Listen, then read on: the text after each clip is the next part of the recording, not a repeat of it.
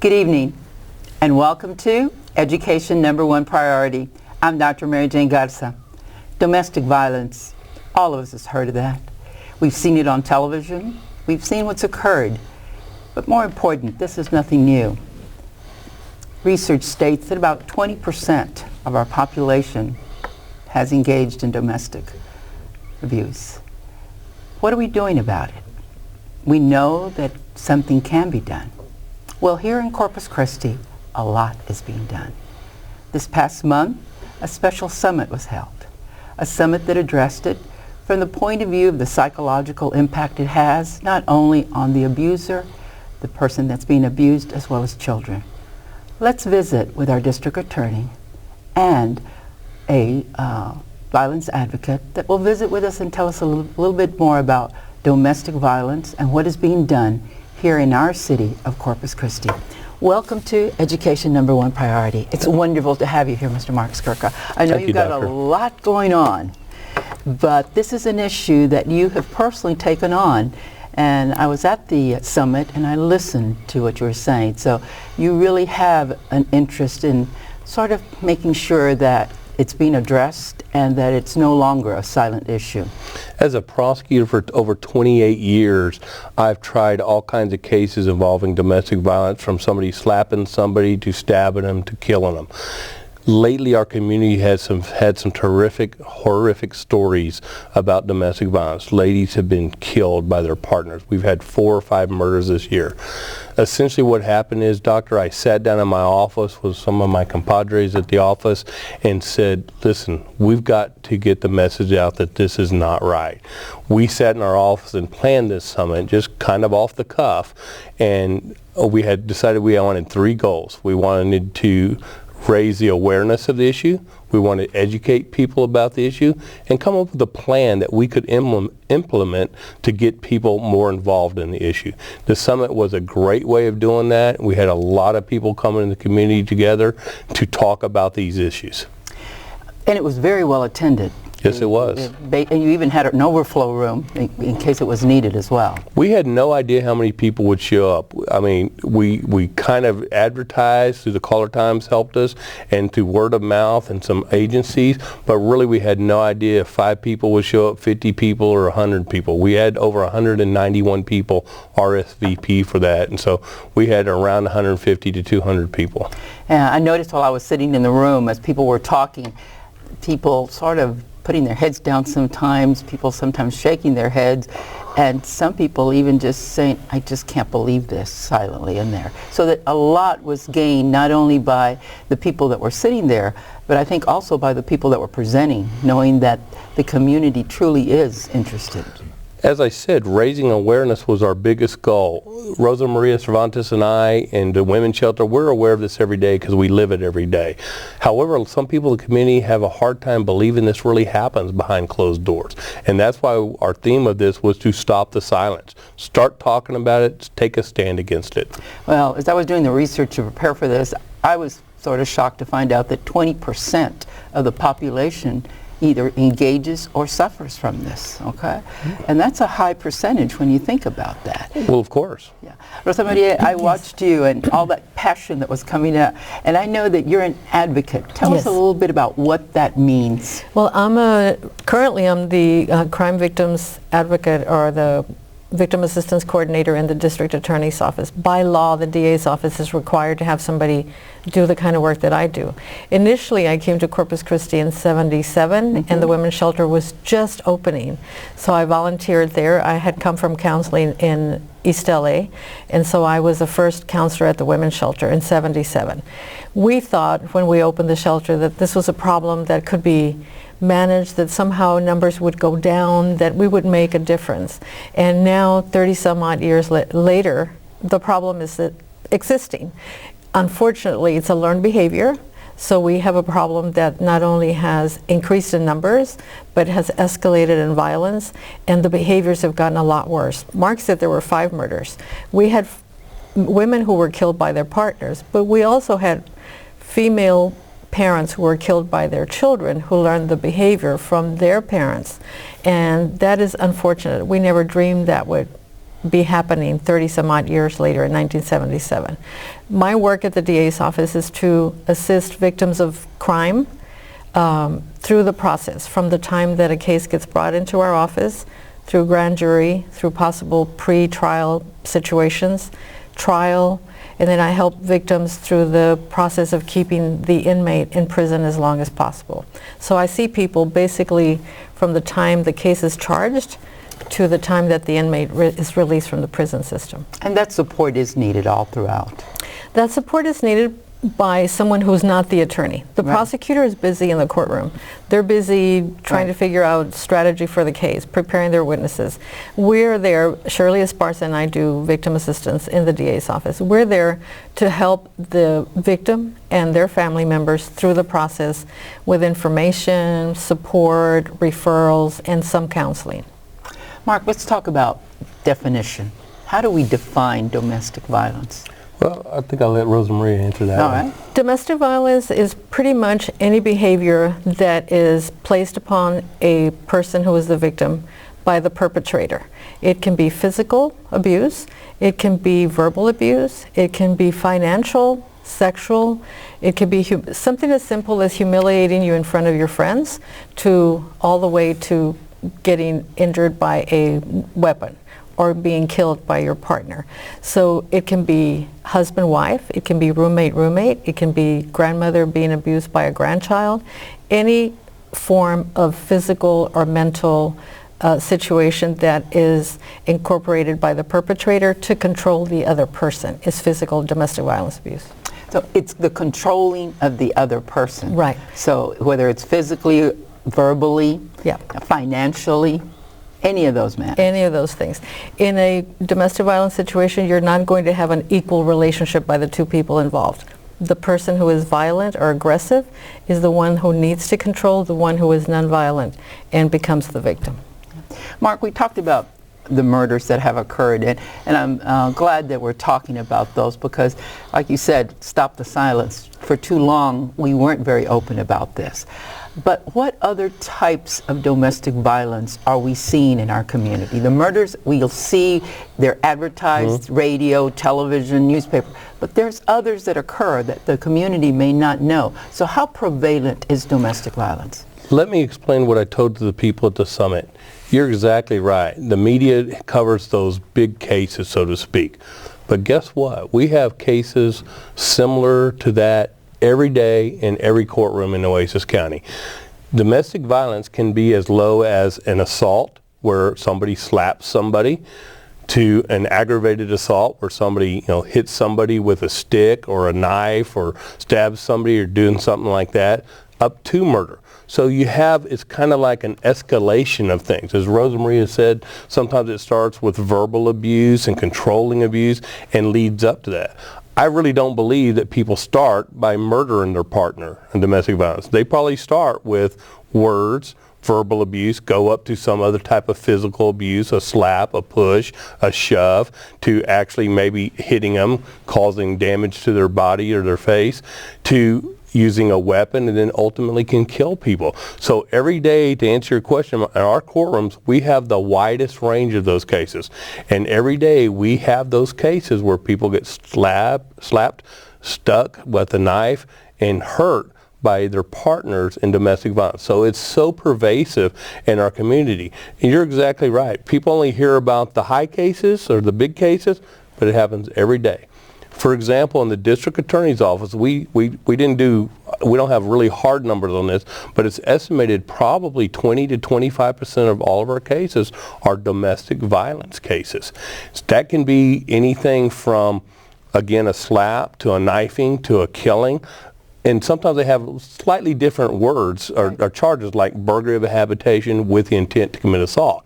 It's a burglary of a habitation, but there's an underlying assault. You know, you have an aggravated assault. Well, it may not say domestic violence in there, but generally it can be domestic violence.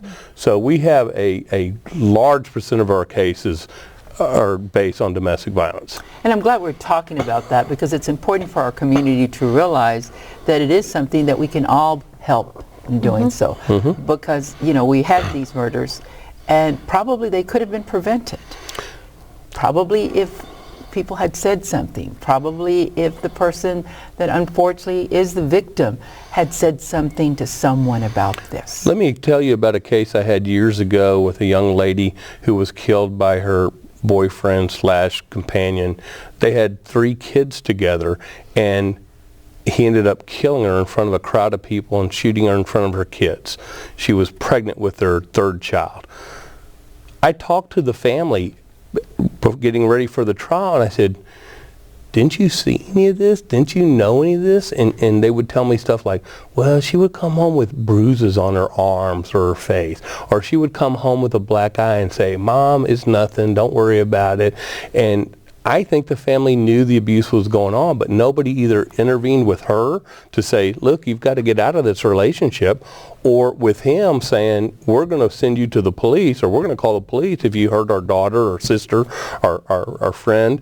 And sometimes something like that may have stopped that abuse. I mean, it's hard to look in a crystal ball and see everything's going to be hunky-dory and work out well, but if somebody remains silent, nothing's going to be done. And that was one of our goals of this deal, to almost everybody, like you said, people, I mean, when I started planning this thing, people would come up to me and go, I was a victim of domestic violence, or I think my coworker is one, or I think the lady down the street is one. And I'm thinking like, okay, you know something about it, do something about it, say something about it. But as we'll talk about probably in a minute, it's very difficult for these women to come forward. We never know what is going to save a life. Yes. Mothers Against Drunk Drivers never know how many people have they actually saved from a collision by a drunk driver. We never know what action we may take that may save somebody. But neighbors need to start calling 911. Jurors need to understand that when they hear evidence in the courtroom, this kind of stuff really does happen. We need to have police officers come and be sympathetic to the situation for everybody in the family. We need prosecutors to take these cases seriously, and most of them do. The majority of them do. We need to have women not be ashamed to report it, because it's not their fault. We need to have teachers in the school talk about it's unacceptable for one person to be aggressive to another one. We need to teach teenagers to not be in a relationship that is a dating relationship where control has already been shown. There's so many things we can do, and we never know which one's going to make a difference. But if all of us take some action, there will be some change. There will be something different. And maybe unknowingly we'll save one life. Or knowingly we save it as well. And that's why I'm glad we're doing this program, because it'll be running for a month. Yes. And maybe someone out there will hear this and help someone or help themselves. And if we can do that, we've already made a difference. And that's what we want to convey to the community. But let's talk about, and either one of you can answer, sometimes people think that it's men always hurting women. That's not always the case. That's not always the case. We have a no-draw policy in the DA's office for domestic violence related cases. So when somebody comes in and says, I don't want this case to go forward, we refer them initially to a class. It's called the Domestic Violence 101 class, because it's a 2-hour class. Right. And it's very basic. But in that class, we teach people why it's unacceptable to be in that kind of a relationship. And always, it never fails, a class of 20 will have 5 men. A class of 15 will have 3 men. And men are very hesitant to report this kind of crime because society does not allow for them to be the victim. But they are, in fact, sometimes the victim. If you grow up in violence, you're going to perpetrate violence, whether as a victim or a perpetrator. So there is no shame in being the victim if you take a stand and don't allow that person to be committing those behaviors against you anymore. If I can expand on that just for a second too, it's not men are victims in men and women relationships, but guess what? There's other relationships out there, women on women, men on men. I had a murder case one time where a lady shot her girlfriend and killed her. you know, those are just equally as bad as those kind of crimes of domestic violence, because it happens between partners, whether they're same sex or not. We take those cases very seriously, and we think it's important for both men and women to stand up and stop the silence. I'm glad both of you are talking about this, and somebody, I really appreciate the fact that you said they shouldn't be ashamed. Right. And I think that's one of the things that, as I was reading, I kept hearing about and reading over and over, the victim's ashamed to talk about this. Or even the abuser is ashamed of what they do. They don't know how to stop. Right. Well, you know, that's a funny thing, because when I was planning this thing, several people came up to me, and I remember this one lady in particular said, you know, I was suffering for 15 years as an abused victim. And this woman is a professional woman, very high in stature, and a friend of mine had no idea that that happened. Now, she had gotten out of that relationship, but it took her 15 years to do that. And the word she keyed on to me was that one: shame. It was shameful for her to be involved in that, to let that happen. It was shameful. She couldn't tell her parents, her family. She couldn't tell co-workers. And it was a thing that she was centered on that shame before she did that. But she had a lifeline. She had a person, a mentor, who helped her at work and said, you've got to get out of that. And she finally did. But it took her 15 years. So it really doesn't matter who helps you. If it's a church member, your pastor, your co-worker, your friend down the street, anybody can help you. Sometimes these ladies need a lifeline because there is shame in that. They're ashamed. They want people to think they're having a normal marriage or relationship. Their family is normal. And it's this kind of hidden secret, I guess you would say. They're afraid to go forward. It's the most well-known secret you could ever have. Most people who are involved in this kind of a relationship, whether it's same gender, opposite gender, young, old, poor, rich. I've had wealthy women who say to me, I don't want anyone to know because I'll lose my prestige. I won't be seen as, you know, as prestigious in the auxiliary to this or that. I've had poor women who've said to me, well, I don't want my neighbors to know. I've had children of domestic violence tell me, I don't want my teachers to know. I don't want my friends to know what's going on. But we're conditioned to want the world to think the best of us, and sometimes that keeps us from getting help. The problem with that is that the shame is imposed on you by the person that hurts you, by telling you it's your fault, you pushed my buttons, if you hadn't said that or done that, I wouldn't have done this. So if it's your fault, you're going to feel shamed. But that's why we're wanting to talk about this. There's no shame in being a victim. If you're a perpetrator and you feel ashamed, you should want to change your behavior. There are things you can do, there are places you can go to make a change, because once one person makes the decision to change that behavior, they will let the next generation be free of that violence. I've seen it happen, because now I'm working with generation number 5. But I've seen some families who one child says, I'm not going to do what my mother did. I'm not going to do what my father did. I'm going to raise my children separately. I'm going to go to counseling. I'm going to impose the idea on everyone that I know that it's unacceptable behavior and it wasn't my fault. And the next generation will benefit from that decision. And you should recall, Dr. Garza, when you asked me how pervasive it is in our community, I talked about the courtroom stuff. But guess what? It happens on the west side, on the north side, on the south side, on Ocean Drive. And I don't care if you're rich or poor, black or white, middle class, upper class, lower class. It happens. It cuts across all demographics. In fact, a lot of people, one of the murders we had, it was a murder-suicide. It happened in Kings Crossing. And people are thinking, how could that happen in Kings Crossing? Well, hello, wake up. It happens everywhere. And that's one of the reasons we need to get involved, because these victims, again, they have so many cultural and different backgrounds and stuff. We need to reach out to all of them.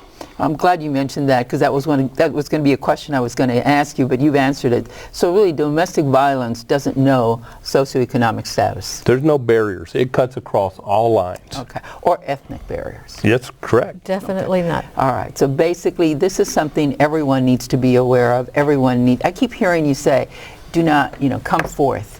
Let people know. Let's help. Because that's what this is all about, helping each other.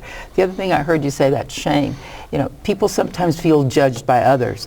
But when they come, it's not about judgment. It's about helping. It's about getting out of that situation. Right, and very often when folks come in to see us, it's because they're really confused about what happens now. I don't want the worst to happen. I don't want the person that hurt me to go to prison, and that's another thing I'm to blame for. So we sit down and I think I've talked to you about this before, that we re-identify their reality. When they say, well, it was my fault, I provoked it. In talking to people, you find out that, hey, you just had your husband come in, no check, he lost it or drunk it away or whatever, and you say, look, we needed that money for diapers. That's not a reason why you should be assaulted. Hopefully they should have learned to communicate without having violence involved. We need to understand that no matter what happens, in what status, economic, educational, whoever is involved in domestic violence learned it. They learned it from the people that raised them. We need to take responsibility as parents, as grandparents, and say to our children and our grandchildren, that is unacceptable. I will not tolerate it. I will report you. Children who are raised in this environment do not do well, excuse me, as adults.